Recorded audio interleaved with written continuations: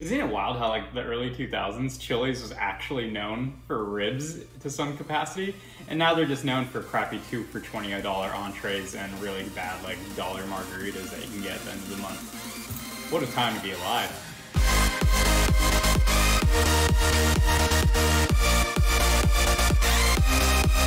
What's up guys, it's me Josh, the unofficial Disney guide, coming back at you again with another episode in our series, Eating Like Walt Disney.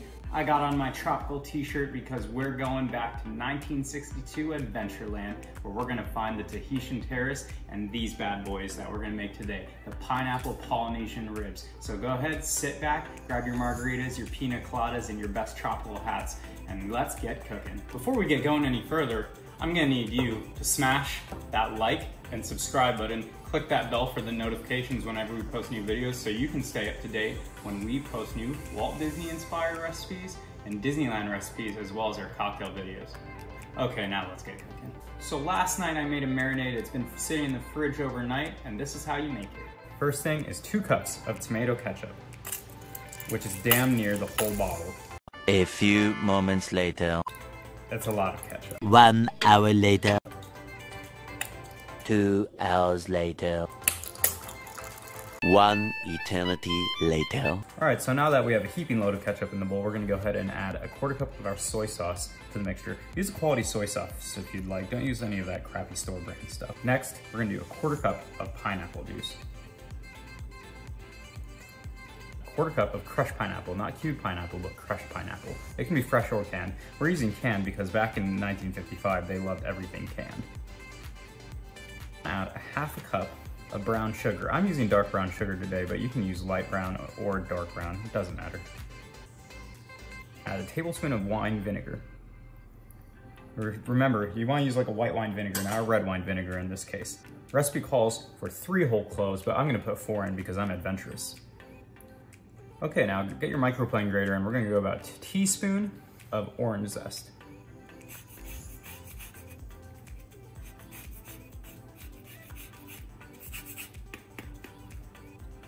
Now that we have our orange zest in there, I probably went a little bit more than a teaspoon, but I'm being adventurous for Adventureland. So, next thing and last thing, we're gonna do a 1/4 cup of fresh orange juice.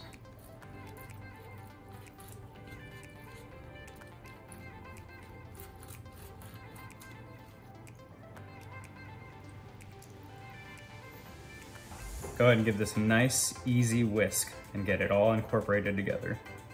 It's gonna be nice, it's gonna be sweet. This isn't gonna be a very savory rib, but the saltiness from the pork going with the sweetness of everything here is gonna make for a nice tropical experience. All right, now go ahead and seal it up, and we're gonna put this bad boy in the fridge overnight and let it sit. All right, so the recipe calls for spare ribs or baby back ribs, but just not beef back ribs. We want that saltiness, so good. It's gotta be pork. So pork spare ribs or baby back. And it also calls for 4 pounds. And right here, I only have about 2.8, almost 3 pounds of ribs. I'm just one person, but 4 pounds will feed more likely a family of 4. This will feed just me. I went ahead and I prepared the ribs too beforehand, taking off the membrane from the back side and trimming it a little bit with some of the excess fat that was just hanging off, as well as the backbone that didn't really serve any purpose. So now that our ribs are prepared and trimmed, we're gonna go ahead and get that marinade out of the fridge that's been sitting there overnight. We're gonna go ahead and grab that and do 1 quick layer now, 1 quick baste before we put it into our oven. So with a basting brush or mop, whatever you got, go ahead and just do a quick layer, nothing crazy, because we're also gonna be basting this every like 15 to 20 minutes is what I would recommend you do. You don't have to do it every 5 minutes. It can be like every 15, 20 minutes, but this is going into the oven for 3 hours, so it's still gonna be a lot of basting. So I'm just about done basting here. I'm gonna do the backside really quickly as well, where we took off that membrane. Should have actually hit the backside first.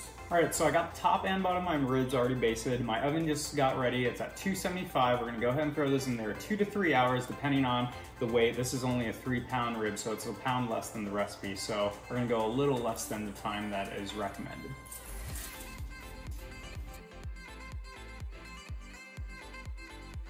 All right, so while we're waiting, now's a great time to make yourself a drink, maybe get a beer, maybe a Ballast Point.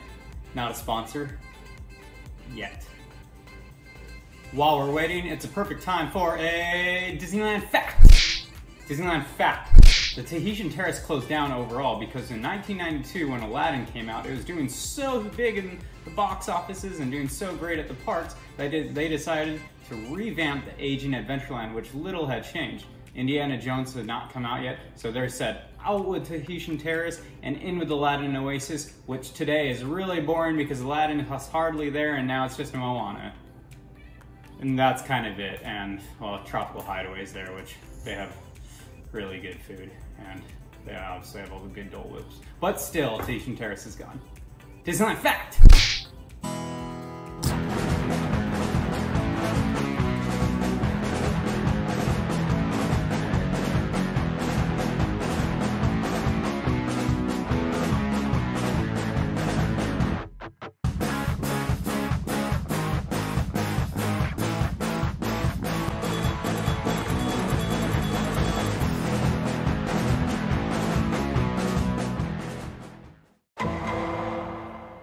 3 hours later, me taking off my apron, 2 whiskey cocktails, 1 Ballast Point, another Ballast Point, and we're done. Look at these things. They smell amazing. Oh my goodness. Oh my goodness. This smells amazing. It looks amazing. I'm not even a sweet barbecue guy, but this looks great. It's sweet. It's saucy. It's tender. It's falling out of my hand. I don't know what else to tell you. It's amazing. So good. Thanks for tuning in. I hope you guys make this at home. I hope you enjoyed the video.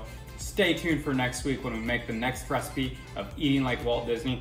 I'm gonna enjoy these ribs, possibly the whole rack. Thanks for coming in, guys.